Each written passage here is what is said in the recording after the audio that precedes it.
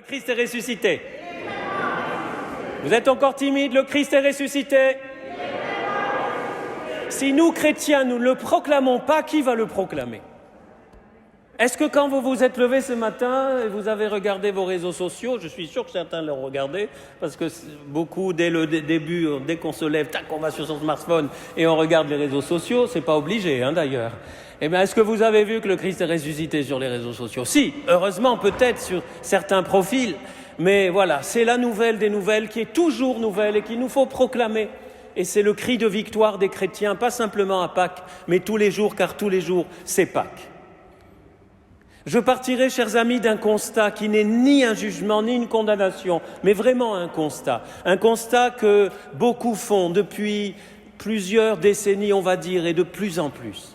C'est un déficit terrible de la connaissance de la parole de Dieu. Saint Jérôme disait, Saint Jérôme qui a traduit la Bible en latin, une traduction qu'on appelle la Vulgate et qui a été reconnue comme inspirée par l'Église, ignorer les Saintes Écritures, c'est ignorer le Christ. Tout est dit dans cette phrase.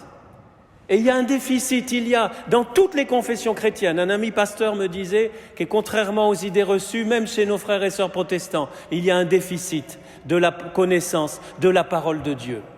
Et ce n'est pas simplement un déficit de connaissance, car ne pas fréquenter la parole de Dieu, ne pas la connaître, ne pas l'ouvrir, ne pas être accompagné par elle, eh bien finalement, cela nous prive d'un grand bonheur. Parce que vous avez peut-être entendu que quand le Esdras a lu la parole de Dieu, si vous allez étudier ce livre de Néhémie, c'est au moment où le peuple d'Israël revient de captivité, a vécu des décennies terribles, a vécu un exil épouvantable, et puis il revient à Jérusalem, ils reconstruisent le temple, et il y a cette première lecture absolument extraordinaire. Je résiste à la tentation de vous la relire. Néhémie chapitre 8. Parce que là, ils ont coupé des versets, il faudra aller dans votre Bible et tout lire. Et il y a marqué « en présence des hommes et des femmes et de tous les enfants en âge de comprendre ». Vous êtes en âge de comprendre, J'espère quand même, Bon. Voilà, c'est pour ça que je veux que vous entendiez aussi cette parole de Dieu. Et ils ont écouté la lecture, il y a une lecture. La lecture a duré du lever du jour, ce matin, 8h05 à peu près, jusqu'à midi. Imaginez que je vous annonce qu'à partir de dimanche prochain, la messe dure de 8h à midi. Je pense que je serai seul, peut-être. Ça m'est arrivé de célébrer une messe de 7h. Je vous promets, je ne le ferai pas à la cathédrale. Ça m'est arrivé aussi de célébrer une messe de 12 minutes entre 2 avions à Roissy-Charles de Gaulle, sinon je ratais ma messe. J'ai dit à Jésus, attache les ceintures de sécurité, ça va accélérer. Et je préférais une messe de 12 minutes que pas de messe du tout. Toute la matinée, ils ont écouté la parole de Dieu. Et les gens pleuraient. Pourquoi ils pleuraient? Les commentaires expliquent qu'ils pleuraient à la fois parce que face à cette parole, ils se sont rendus compte de l'incohérence de leur vie, de la distance de leurs péchés. Alors ils pleuraient leurs péchés. Mais ils pleuraient aussi de joie de redécouvrir cette parole qui avait été abandonnée, ou en tout cas, je vous passe l'histoire, mais allez lire Néhémie, c'est trop beau.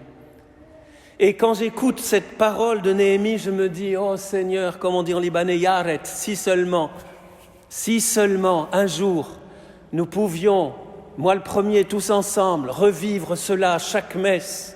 Je dis pas forcément pleurer, amener les Kleenex, mais être touché, être transpercé par cette parole qui n'est pas n'importe quelle parole et qui n'est pas que du papier, de l'encre.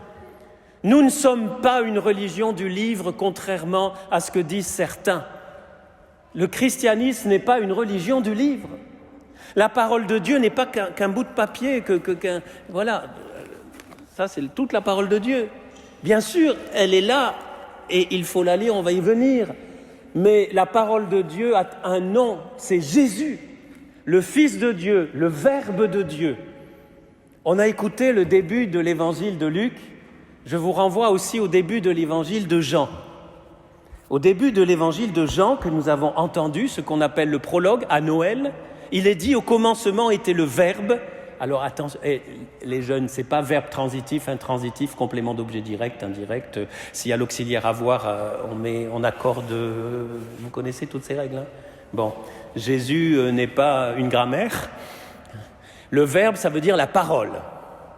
Donc, au commencement était la parole, et la parole était auprès de Dieu, et la parole était Dieu. C'est par lui que tout est venu à l'existence. Rien ne s'est fait sans lui. En lui, la vie était la vie, et la vie était la lumière des hommes. Et cette phrase extraordinaire, le verbe, la parole, s'est fait chair. Il a habité parmi nous. Littéralement, il a planté sa tente parmi nous, et nous avons vu sa gloire. La parole de Dieu, c'est le Fils de Dieu incarné, c'est le Verbe incarné, comme on dit. C'est beaucoup plus que simplement une parole. Et à la fois, c'est aussi un livre, ce sont les Saintes Écritures. C'est là que nous le découvrons. C'est dans ce merveilleux livre avec un grand L, cette biblos, ça veut dire livre en grec, le livre par excellence que nous découvrons du début à la fin, que nous découvrons qui est Dieu et qui nous sommes, notre mission, pourquoi nous sommes ici, et qui nous indique le chemin du bonheur. Voilà pourquoi je disais au début que cette ignorance de la parole de Dieu est terrible, parce qu'elle nous prive d'un bonheur. Alors, il nous faut réagir. Merci, Pape François, de nous avoir donné ce dimanche pour pouvoir focaliser notre attention sur la centralité, l'essentialité, l'importance extrême de la parole de Dieu. Et Saint Luc l'avait compris déjà à l'époque. Alors regardez le début de Saint Luc. Alors aujourd'hui, dans l'Évangile, vous avez écouté les 4 premiers versets de Saint Luc, et on est passé directement au chapitre 4. Le chapitre 4, je le laisse pour dimanche prochain, parce que il continue dimanche prochain. Ils nous ont coupé le passage en 2. Bon, mais c'est tout le chapitre 4, enfin le début, où on voit Jésus entrer dans la synagogue, c'est très intéressant.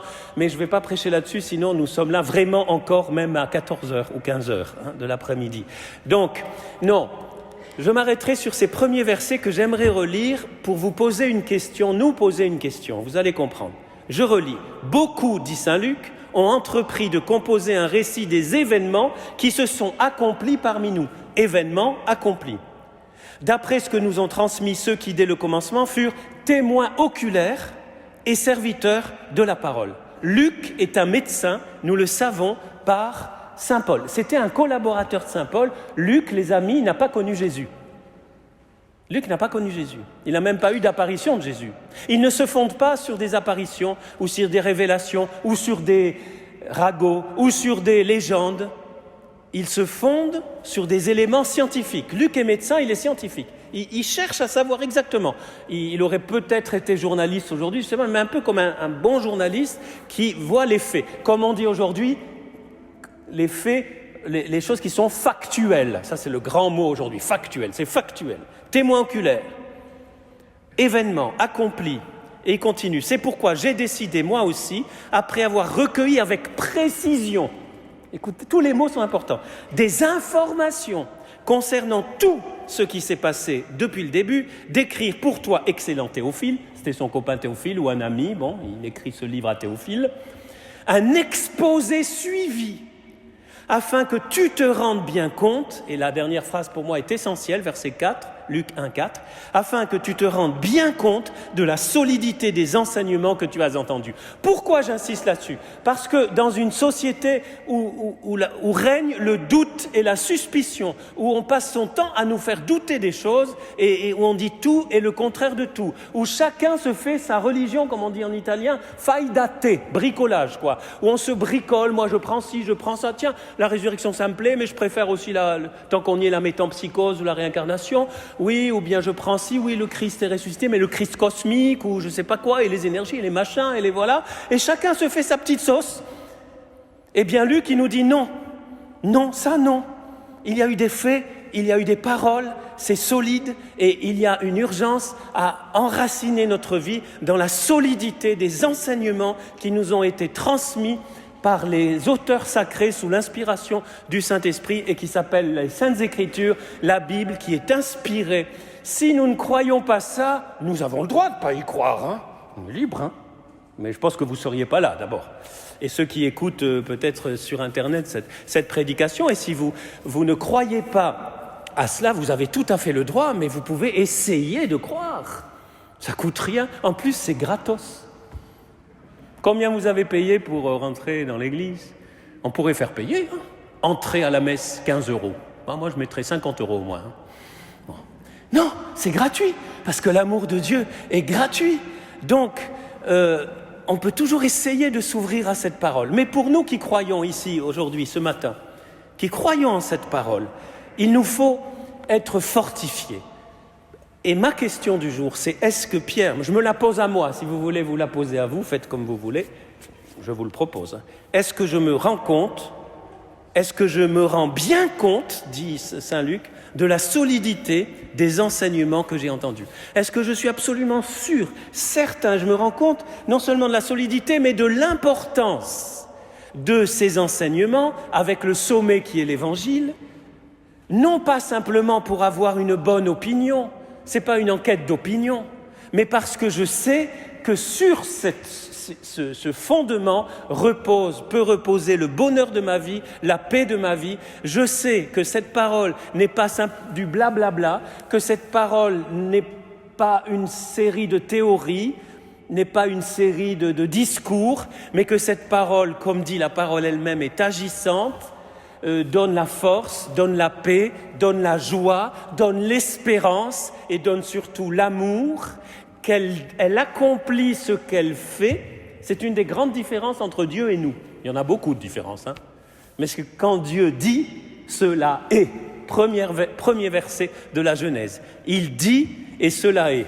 Moi, si je dis tarte au citron, il n'y a pas une tarte au citron qui apparaît, hein.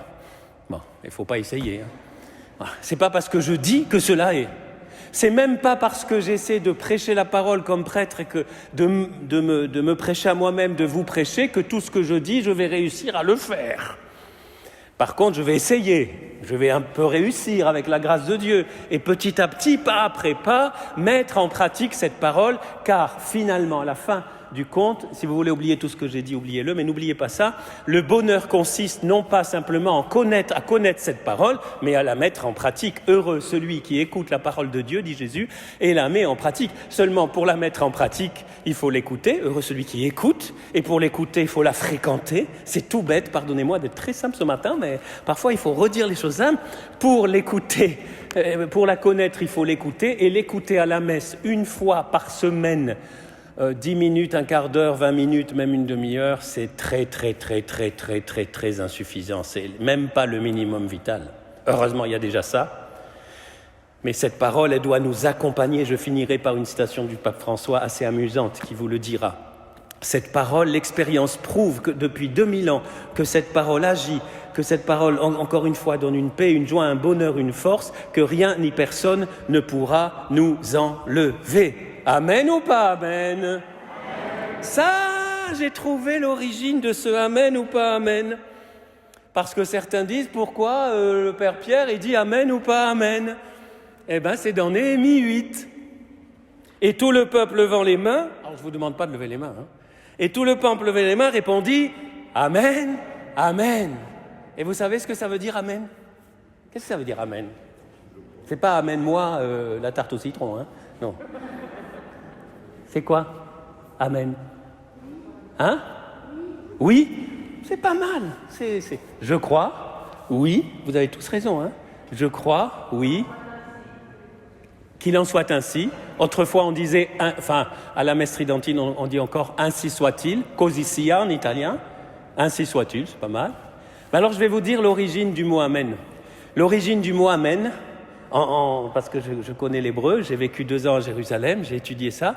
Et l'origine, c'est comme le petit enfant, là, contre son papa ou sa maman. Souvent, c'est plutôt la maman, désolé, mais bon, c'est comme ça, parce qu'au début, c'est la maman, puisqu'il sort de la maman. Hein, voilà.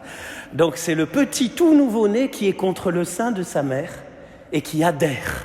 C'est ça l'origine étymologique de Amen. C'est très beau. Et en fait, on pourrait dire aussi j'adhère.